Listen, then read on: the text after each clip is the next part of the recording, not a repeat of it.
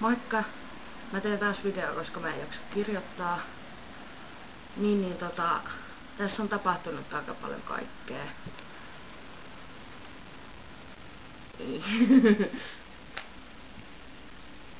Valle, voisitko sä väistää? Valle.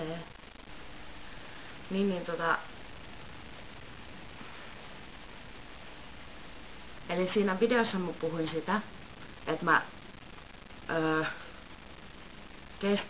mä olin laittanut sitä sähköpostia sinne toiseen hevospaikkaan. Niin sit keskiviikkona tuli takas viestiin, että sielläkin on isoja hevosia, mutta ne jaksaa joku 100 kiloa. Eli sit keskiviikon mä olin taas ihan ahdistunut. Mä en pystynyt tekemään mitään muuta kuin nukkuu. Mä en edes ottanut lääkkeitä. Niin silloin keskiviikkona iltana sitten, kun mä olin jo ihan silleen, että mä soitin äitille, että kun mulla on ollut niin hirveä päivä ja silleen, että mä en ollut syönyt mitään ja tälleen. Niin sit kohta iskä laittaa mulle viestiä, että se on löytänyt netistä jonkun tallin Nummelasta, että sinne kestää bussilla, pitää 3 bussia mennä. 3 bussilla pitää mennä, niin se matka kestää noin tunti 20 minuuttia. Mutta siellä on Pulla-niminen heppa, joka jaksaa niitä 110-120 kiloa niiltä kantaa. Joten mä sitten soitin eilen sinne. Se oli sitten, se ei oikein ehtinyt siihen puhelimessa puhua, kun sillä on ilmeisesti joku vauva siinä, kun kuuluu vauvan semmoista ääntä. Mut siis niin sitten se sanoi sitä, että kun siellä ei ole mitään kesäleirejä, niin sitten niin siellä sitten alkaa alkeiskurssit aina silleen, kun on tarpeeksi porukkaa, että ne luultavasti alkaa taas syksyllä. Niin sit mä laitoin sille sähköpostiin, silleen, että missä on kaikki mun tiedot, ja se laittoi, että se laittaa mut jonoon. Että se sit soittaa mulle, kun mä pääsen sinne leiriin, eikö sinne kurssille. Jee, mä oon ihan iloinen siitä. Et eilen mä olin vielä siinä aamusta aika iloinen ja tälleen, mutta sit kun mä tosiaan kävin aamulla keskustassa hakee noita ratsastuskamppeita, kun piti olla just sädevarusteet ja kumisaappaat sun muut, niin sit mä yli tunnin kiertelin Prismassa, koska mä en löytänyt mitään. Loppujen lopuksi mä löysin noi sadevarusteet ja kumpparit, eli puolet siitä mitä mun piti etsiä, koska mun piti etsiä jotain muutakin. Mut siis niin sitten kun mä tulin tänne, mä olin vielä ihan iloinen ja tälleen. Ja sitten kun mä olin siellä keskustassa ahdistanut niin paljon, niin mulle tuli siitä kauhea väsymys. Sitten mä menin nukkumaan. Sitten mulla olisi ollut keittiövuoro, mutta sitten mä en herännyt sinne. Ja sitten mua alkoi ahdistaa, koska mä en ollut siellä. Sitten mulla oli koko ajan hirveä ahdistus. Sitten mulle just tuli niitä kaikkia ajatuksia, että kun mä olin paska ihminen ja tälleen, niin mun täytyy kuolla. Niin sitten mä menin siinä, kun mä en mennyt edes iltalääkkeellekään, niin mä sitten menin siinä 7:30 jälkeen, kun 8 loppu ohjaajalta työt. Niin se oli keikkalainen yksi Nada, joka on mua vuoden vanhempi. Niin se sitten, että mä menin sille sanoa, että mä en tiedä, selviinkö mä tätä yötä hengissä. Niin sitten se soitti mulle ambulanssin. Sitten siis, kun mä oon tosi monta kertaa nyt vuoden sisään käynyt Peijaksessa niin kuin siellä päivystyksessä. Ja siis eniten mitä ne on auttanut mua siellä, ne on laittanut mut päiväksi tai 2 osastolle.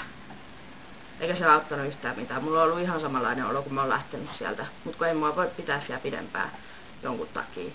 Niin sitten mä sit mä olin siellä 9 aikaa siellä Peijaksessa. Niin sit siinä meni vaan päälle tunti, vaikka yleensä on mennyt ties kuinka monta tuntia. Niin mä olin ihan älyttömän iloinen siitä, että mä pääsin niin nopeasti. Ja sit kaiken lisäksi siellä oli 2 lääkäriä. Mä pääsin just sille hyvälle, semmoinen nuori nainen. Niin onneksi mä pääsin silleen, että tosi hyvä tuuri. Niin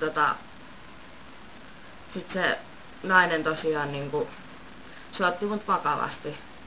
Ja sit se antoi mulle 2 vaihtoehtoa.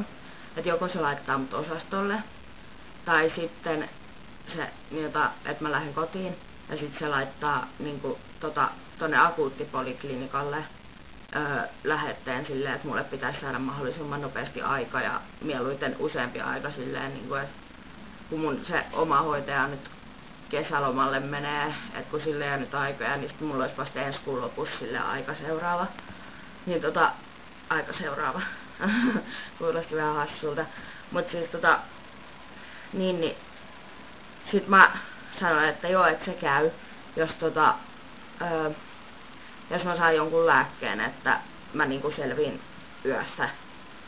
Niin sitten sit se antoi mulle, niinku laittoi hoitajalle viestiä, että antaa mulle niinku Opamoksia, se on rauhoittava kolmiolääke, niin että se antaa mulle sitä mukaan. Niin se sit laittoi, että se antaa mulle 4 mukaan. Sitten se vielä teki mulle reseptin niistä samoista lääkkeistä, että mä saan 1-4 kertaa päivässä ottaa niitä tarvittavana. Ja sitten se oli siellä reseptiin kirjoittaa vahingossa, että 1-44 tablettia. Niin sitten sit mä tulin tänne ja otin sen lääkkeen ja menin nukkuu. Ja sitten aamulla just me naurettiin taas sitä ohjaajien kanssa, että joo, että jos mä ottaisin ne 44 tablettia, niin mä olisin ihan pöhnässä, että kuola valuisi ja silmät olisi ihan kierrossa. Ja mut joo, niin sitten mä kävin hakemaan lääkkeet ja tälleen, että nyt mulla on jo parempi olo, että tuli semmoinen hyvä olo siitä. Ja sitten se vielä kirjoitti mulle semmoisen selviytymislapun. Mä voin itse asiassa näyttää sen. Mun tää kamerajalusta on muuten tällainen.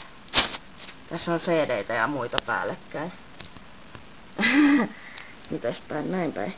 Jos ahdistaa. Lääkkeet, Opamox, 15 milligrammaa, 1 tabletti 1-4 kertaa päivässä. Sitten kissa kainaloon, kun mä puhuin, että mulla on kissa.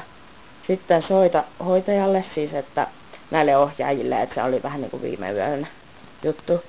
Ja sitten akuutti psykiatrialle lähete aikataulus. He soittavat aikataulusta. Ja sitten älä kuuntele ääniä. Koska mulla oli, niin toi äänijuttu oli se, että kun mulla oli eilisiltana just, kun mulla on niitä dissosiaatio-oireita, niin mulla Valle raapii mun jalkaa. Niin mulla oli se, kun mulla on niitä erilaisia, niin nyt mulla oli semmoinen miesääni, joka on siis aikaisemminkin tuttu, niin se niinku puhuu mulle just, että tyyli eilen puhuu, että miksi ihmeessä mä haen apua, että mun olisi pitänyt vaan tappaa itteni ja silleen, että niinku vähän mä oon tyhmä. Niin se laittoi sen takia toi, että älä kuuntele ääniä. Ja niin, että se oli tosi kiva se lääkäri, että niinku jäi tosi hyvä mieli siitä. Että niinku, mä yritän nyt selvitä, kun mulla on nyt se hevosjuttukin tulossa. Ja silleen. Ja sit kun mä aina katon silleen yhtä kuvaa, niinku silleen, että mä mietin Valleen siitä, mut siinä on kyllä koira. Mä voin laittaa sen tähän alapuolelle, niinku blogiin, sen kuvan. Mut joo. Nyt on ihan hyvä fiilis. Ja mä hain jo apteekista ne Opamoksit ja tälleen. Ja kello on nyt kohta 1:30. Mun tää tunnin päästä mennä pesee pyykkiä ja tälleen. Ja kohta pitäisi viedä Valle ulos, kun me sovittiin sen Nadankaan, kun se oli aamuvuorossa, että tänään mun pitää käydä siellä apteekissa ja viedä Valle ulos, että ne on mun tämän päivän tehtävät. Mut mulla on myös pyykkivuoro, joten mun pitää pestä pyykkiäkin. Mut joo, ei mulla muuta. Moikka!